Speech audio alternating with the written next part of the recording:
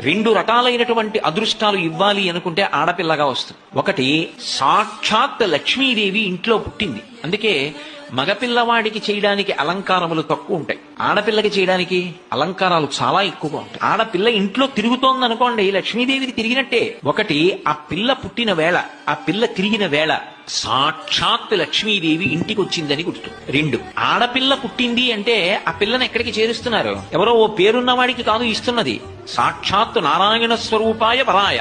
ఆ వరుడు నారాయణ స్వరూపుడు. ఇప్పుడు లక్ష్మిని నారాయణుడి పక్కకి చేర్చారు.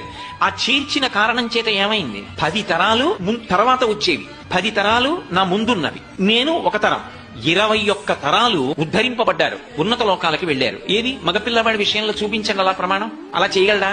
సాధ్యం కాదు. అమ్మవారు అనుగ్రహిస్తే ఆ తల్లి వీళ్ళని నేను విశేషమైనటువంటి ఫలితము చేత సత్కరించాలనుకుంటున్నాను.